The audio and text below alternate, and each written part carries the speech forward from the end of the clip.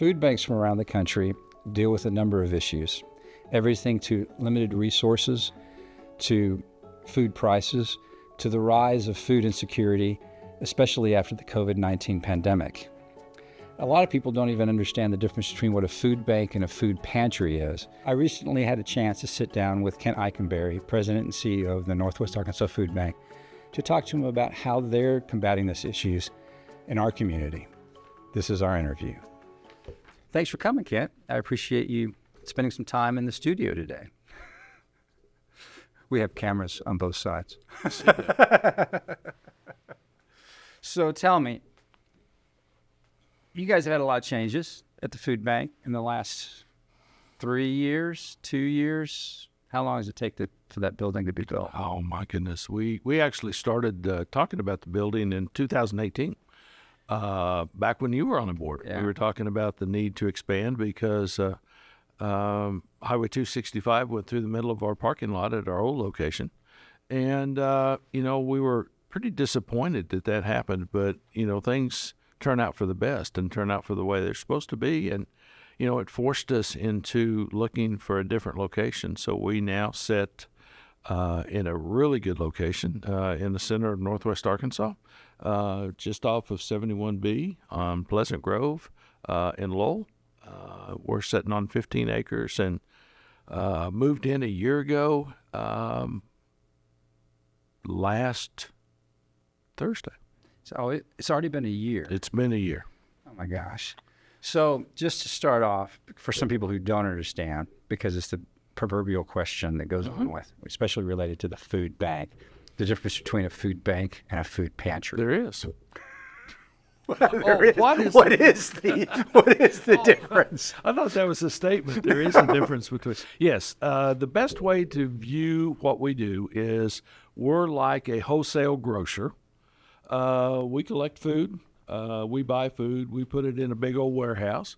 And the food pantries, there are 110 of them who are in Northwest Arkansas, are partners, are like the retailers. Right. So they deal with that. We're just. So why can't a food pantry just go ahead and handle what you do? Because we do about 15 million pounds of food a year. Right. So And what's the advantage of having a food bank in a region? Well, it provides those food pantries that we talked about, a central location to go get the product that they need. They're able to get it at a fraction of the cost of what it would be if they tried to operate independently. For example, we distribute protein for 9 cents a pound. Right. And I certainly know that they couldn't go anywhere else and get protein for 9 cents a pound. Mm-hmm. So it's just a matter of economics that we're able to support them. We buy food from Feeding America. We buy food from other distributors direct, and we get it at in many cases below wholesale prices because it may be short dated or whatever the case may be. So that food then is distributed through our agency partners, and they can afford to get it. All right. With a lot of, I take it there's been a lot of changes after COVID, a lot of effects and stuff. What have you seen as far as need, growth? So, it's interesting. We were really excited when COVID was, quote unquote, over, that we thought, man, we survived and the need's going to go down. Well, we went straight from COVID, the need of COVID, and I know you remember seeing the big lines at the metro food banks, the San Antonio food banks, the Austin food banks, where you would see people literally lined up for miles to go get a sack of food or a box of food. We went from that to inflation like you and I haven't seen in our lifetimes. Right. So you never saw it go down. We never saw it go down. It just moved. The demand, the reason behind the demand just shifted from one thing to another. So, in fact, we're seeing numbers in Northwest Arkansas of food insecurity that we've never seen before. What's any idea? Feeding America estimates nearly 100,000.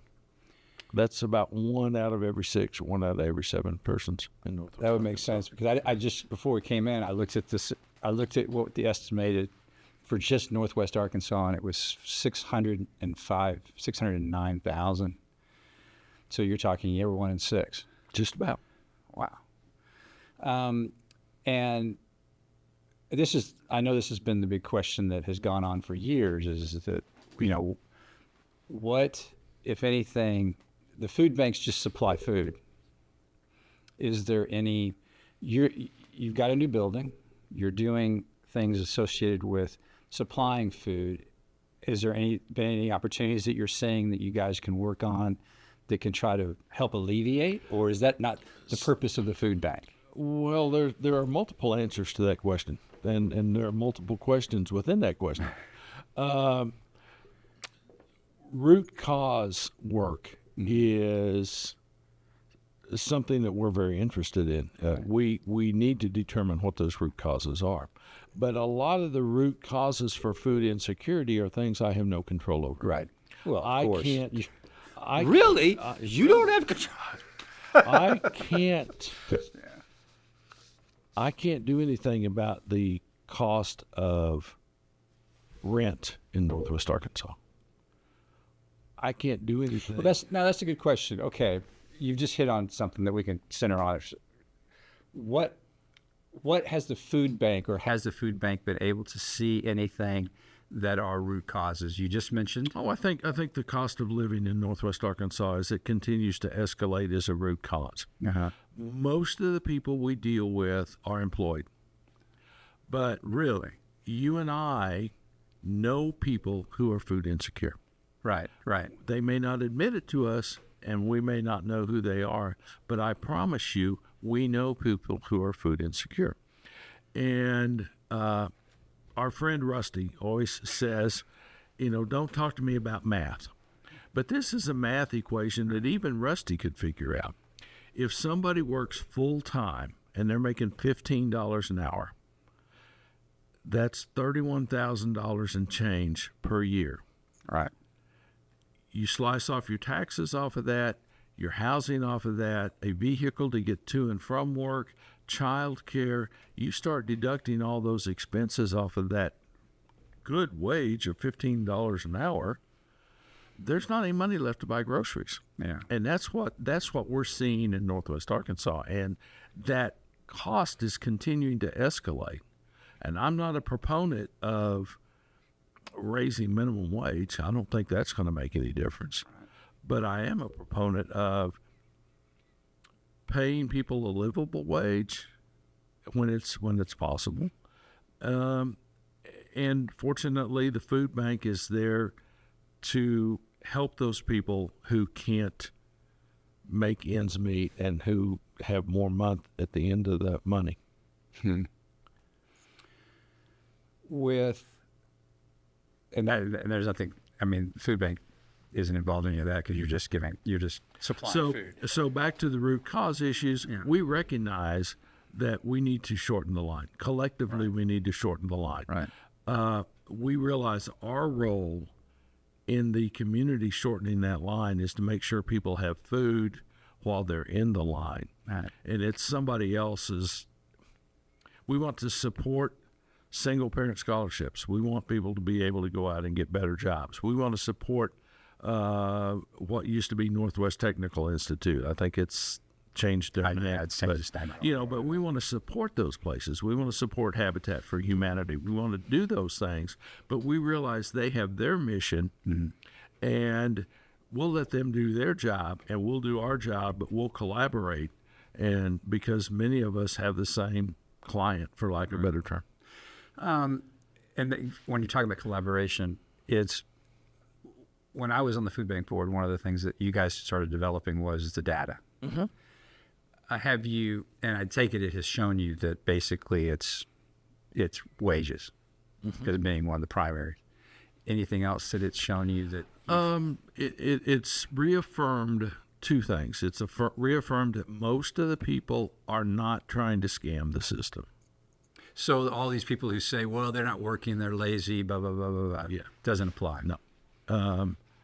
they're not the guys holding up the signs that says, anything accepted. No, those aren't the people we serve. Right. The people we serve is the mom that's working as many hours as she can at whatever job she can find, and then pay for childcare and then take care of her kids. So are there a senior who all of a sudden, as my parents did, retired and thought they had enough money to live on for the rest of their lives and outlived their money? And so they're put in that situation. Now, Reed and Louise would no more accept food from a food pantry than the man in the moon. But, there are people out there who need help. Right. And, I would encourage anybody, going back to you and I both know somebody, is send them to a food pantry. Yes. That's what we're here for. If it wasn't for people who were food insecure, I'd be without a job. I know that you guys have a mobile food pantry and you're working with food pantries. Is there anything a lot of the food pantries are private or churches, and they can find that where those locations are. So the best way to find out where to get food is to go to our website, NWA Food Bank.org. And I chuckle because I was being interviewed, and it's been several years ago, I was being interviewed at a check presentation. And they asked me that question, and they said, "Where's the website?" And I said, "Well, it's NWAOnline.com." Oh, and whoever was interviewing me, the TV reporter at the time, knew my history, and laughed and said, "Kent, you don't work at the paper anymore." So, by the way, that is the newspaper's website. You need to go to NWA. But anyway, for the food bank. Yes, if you go to NWAFoodBank.org. Oh, yes, excuse me. And click on Find Food, you'll be able to put in your zip code, and it'll match you up to a food pantry that is closest to you. Really?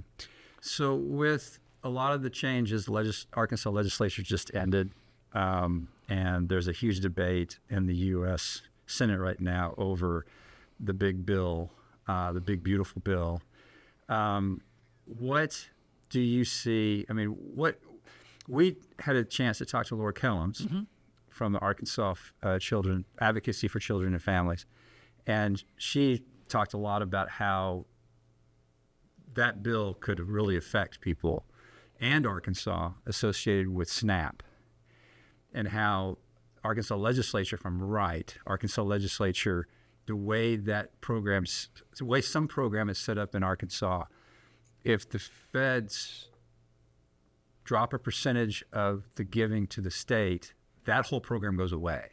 It's not SNAP. I think it's something else. But anyways, there's a lot of, you have to go back and look at that podcast to remember. But what are you seeing coming down the pike as some of the issues that you fear could be happening? Or are you watching? Oh, I'm watching. I assume you are. I'm watching. Spencer, I'm going to temper that answer with the sense that you've known me for a long time. Yes.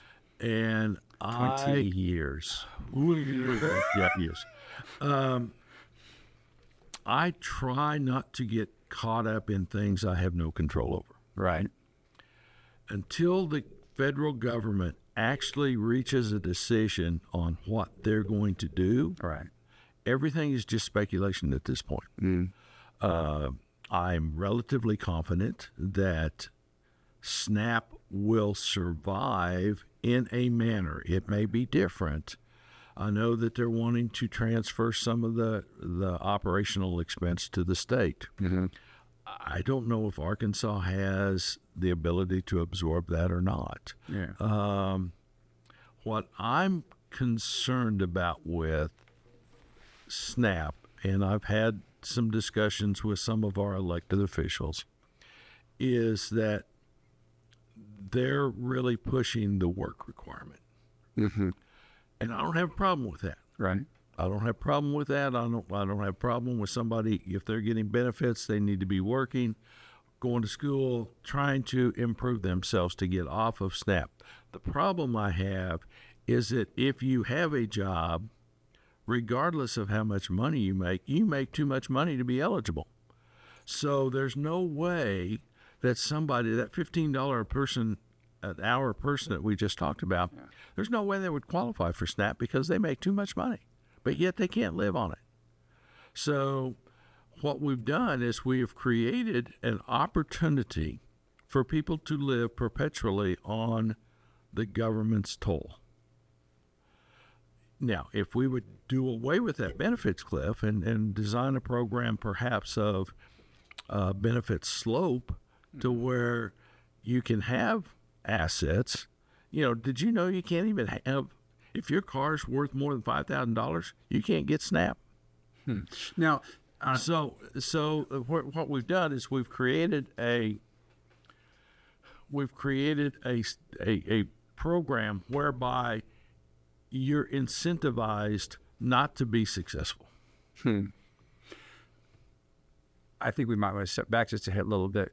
Explain to people who are listening to this who might not know what SNAP is. Okay. SNAP is the Supplemental Nutrition Assistance Program. And one of the key words is supplemental because, again, it's not, if you're on SNAP, it's the old food stamps. And if you're on food stamps or if you're on SNAP, you still had to buy groceries. You certainly don't get enough to survive on.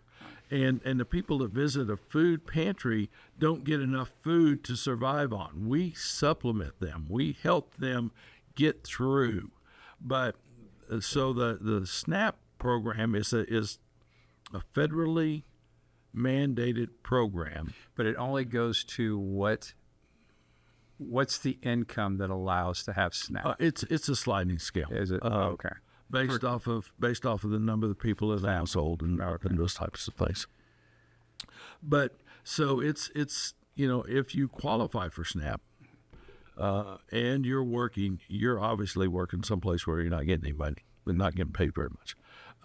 Or if you own something. I had a year or so ago, I was talking to a lady whose car was totaled. She got an insurance check for $4,370. She cashed that check and put the cash under her mattress because if she would have deposited it, she would have too much money in her checking account in order to be eligible for SNAP. And you see this a lot. We see this a lot. Yeah. So basically, they penalize you for trying to get out of trying to get out of being dependent. So between low wages and not being able to get out of the system, is there anything else that you see that you kind of go, that's wow, not enough? Hey, apparently it's not. How often do people like yourself or the Arkansas Food Bank, 'cause I know you work with them, and you work with Feeding America, how often do you see legislators, either local or national, that really just come to you and say, hey, listen, what are you saying? How often do they come to me and ask me that question? Well, you in particular, or not very often do they come to me and ask that question. How often do I go to them and share the answer to that question? Several times a year. So, yeah, I'm actually on a committee for Feeding America that goes to Washington, D.C. twice a year. Oh, dude. And so I meet with our elected officials up there at least twice a year. A couple weeks ago, I was meeting with a representative of the governor's office. So, yeah, we are not afraid to share the plight of the food insecure person. Right. Not to the extreme that Laura and her team over at Arkansas Advocates do. They are way more into the political weeds than we will ever be. Yeah. But There's a lot. But that's their role. Yeah. Again, going back to what we talked about, we all know our role. And as long as we stay in our lane and try and do those things, as long as I keep feeding those people who need help, ultimately we're going to figure out a way out of this thing. what you're describing to me is something that's been going on forever. Matter of fact, a long time ago, I know an organization that literally took people and gave them, I can't remember the whole thing, how they did it. They gave them so much money, and they said, and we're going to give you this fake grocery store. This is what you get for your, not SNAP, but food stamps. And from there, get what food you need. And they realized real quickly that they could get nothing of it. Yeah. And then they would question the value of the food that they're buying. Oh, they're always buying sugar or sodas or whatever, which is something also that the food bank there's this stigma that's attached. A lot of political people will often say, well, the food banks are only giving them bad food. Explain a little bit about that. So over 75% of the food we distribute is deemed nutritious based on Feeding America's guidelines and the USDA guidelines. That's a change a little bit. Now, we are not one of the food banks that turn down donations that don't fall into that. Donations, you mean by product? Yes, okay. Product donations that might be a sugary soft drink. Right.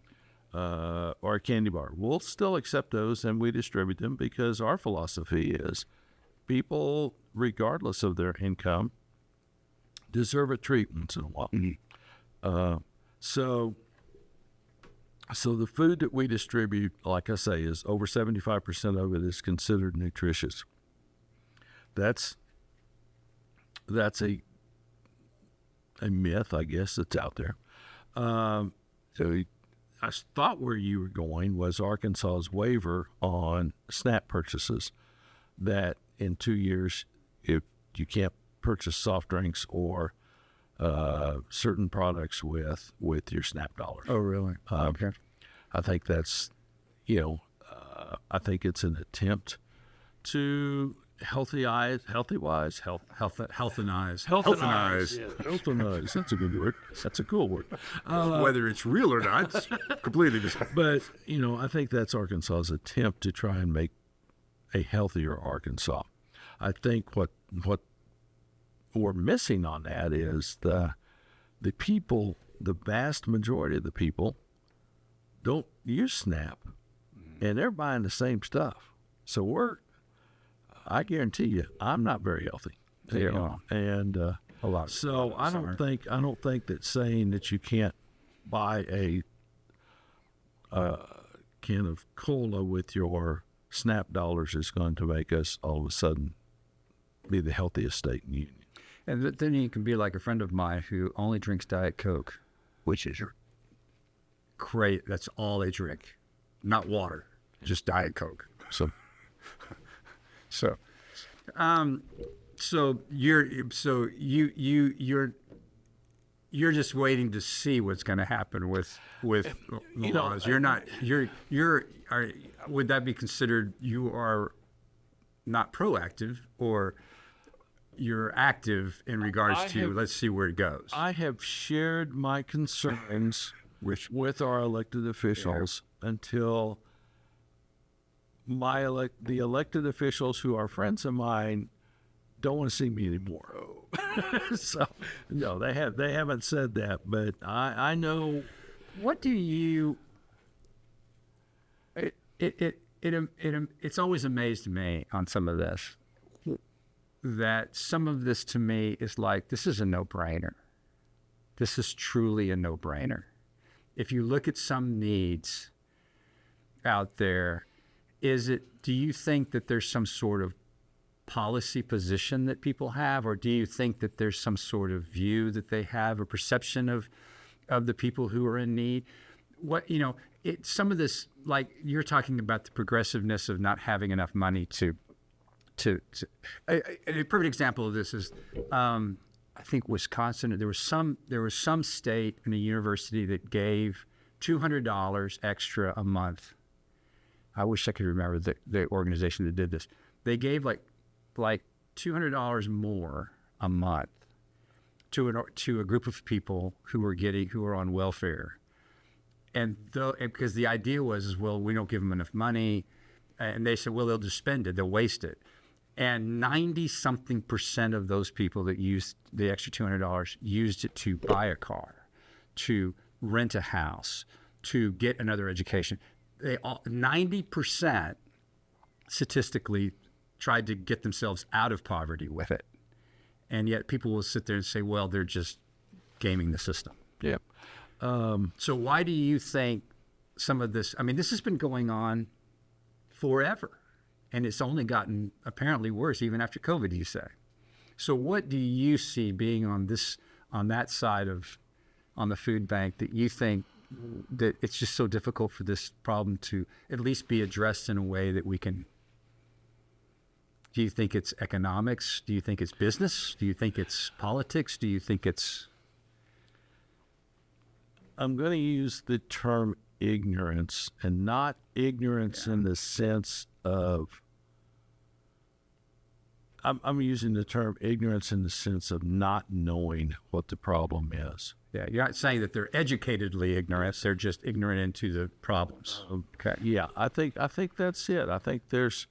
we've talked about it for years, that there's a perception that, for example, in Northwest Arkansas, the streets are paved with gold. Everybody up here is making 6 or 6.5 figures of salaries, and median income here is 40-something thousand. Yeah. So, again, going back to that mathematical problem, you start slicing off of that money, there's not a lot left.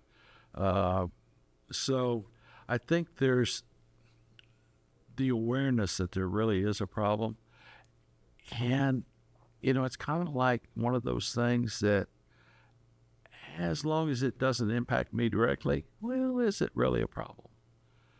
And goes back to the problem of saying, well, there's a lot of homelessness here. And everybody goes, well, no, there isn't. And you sit there and say, what's the percentage of kids that are insecure in the schools?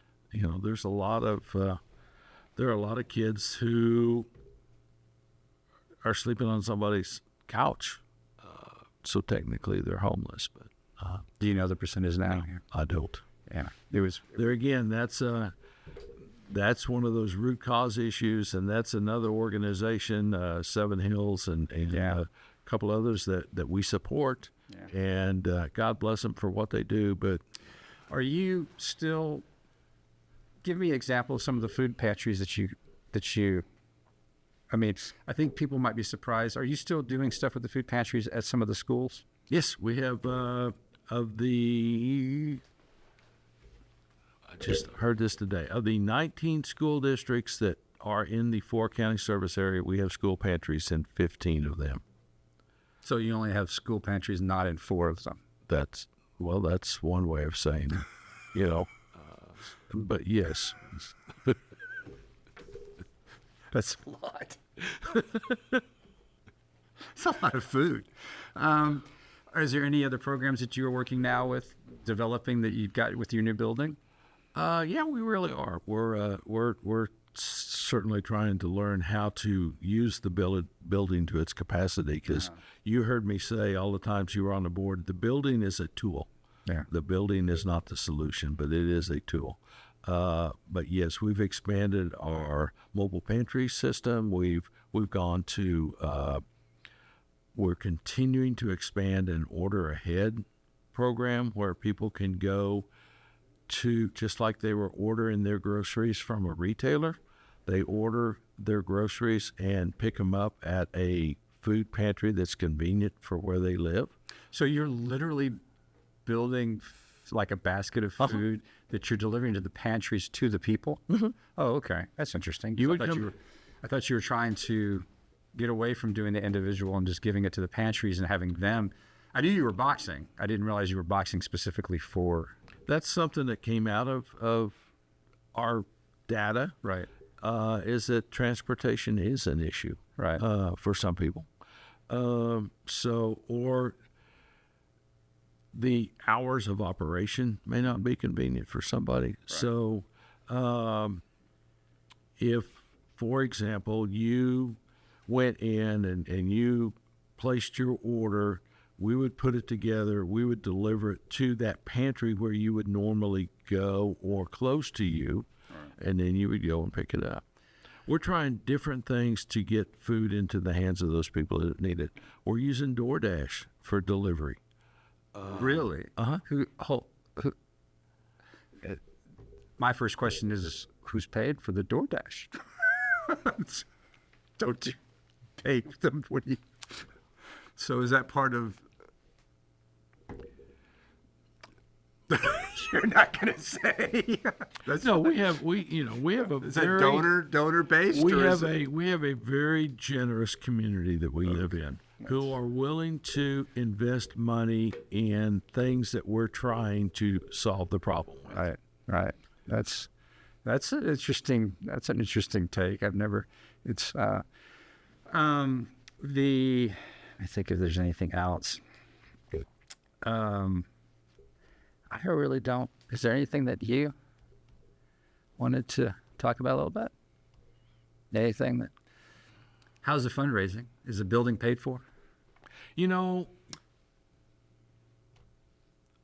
I announced at the ribbon cutting that we moved into a $24 million building without a mortgage.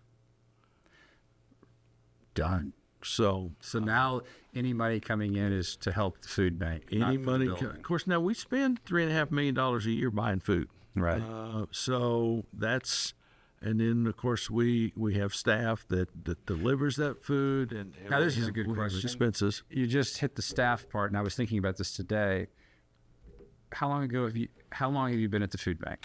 It will be 10 years in January. Wow. I started January 1st of 2016.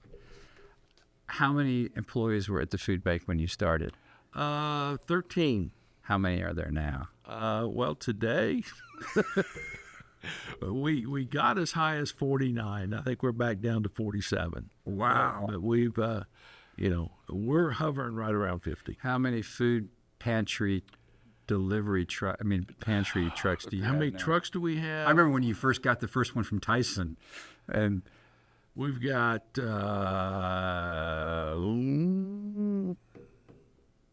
think we've got 6 or 7 trucks that are running full time, and then a couple of 6 or 7 that are running 5 days a week. How many do you wish you had? We could use a couple more. Really? But one of the things that changed since you were on the board is we deliver 100% now. Oh, so that no one comes and picks up anymore. No, we don't have any of our agency partners come. And you had all those docks and everything built, and it's just docks for your own trucks. It's for our trucks and to unload semis that come in. We can do 2 or 3 semis at a time now. Oh my gosh. As opposed to making them sit out in the parking lot and wait, and so there are just so many efficiencies that come with the building. How long do you think it's going to take until you outgrow that building? Never. Well, because you can expand it. Well, even to expand, we estimate that it'll be 12 to 15 years before we need all the existing pallet slots. Oh, wow. Really? That's good. So let's assume that the population grows as they say it will. By 2050, they're estimating it'd be 1 million. Okay. So we got 1 million people. Continuing that same equation of 1 in 7, the number of people that we're going to serve is going to be up around 140 or 150,000 people. We have plenty of space to move that food in and out because we're a food bank, we're a food warehouse, we're not a food museum. So we don't want that food to sit around. We want it to come in and go out. So being able to turn that inventory quickly, we'll be able to survive and excel in this facility for easily. Any fundraising activities that are going on? Every day. Every day. we've got, of course, our big annual fundraising event is the Jewels of Giving Gala, which is being repurposed this year after 12 or 15 years. It's kind of gotten a little bit stale, so it's going to be the flavor of giving. It's going to be October the 9th. It's going to be not a sit-down dinner, not formal, but more of a relaxed just opportunity for people to mingle and Where's it going to be? Osage House. Oh, okay, that's different. It usually be at the convention center. I guess the one last question, you are still serving, what's the area land mass that you were Carroll, Madison, Washington County. Okay. Well, Kent, I really appreciate you coming in. And anytime. It was interesting to kind of catch up and see where you are and what's going on. Well, and I assume you've been out to the new food bank. Yeah, I've been out there when you the last time I was out there is when we honored Ed. Okay. And so and it's been a while. I'd be curious to go back out there now and see what's been going on. So love to have you out. Yeah. But we had a board meeting today, and so we're working on the next 5 or 6 year strategic plan, which you were part of the last one we did way back when. So, we're evolving. And, again, I've mentioned a couple of times that you've known me for a long time. I'm a huge proponent of continual improvement. Yeah. Well, you could see it, how the food bank's going. We're not perfect, but if we're better today than we were yesterday, we're making progress, and that's our goal, is to continue to be a little bit better every day and make life a little bit better for Northwest Arkansas every day. Thank you again. I appreciate it. You bet.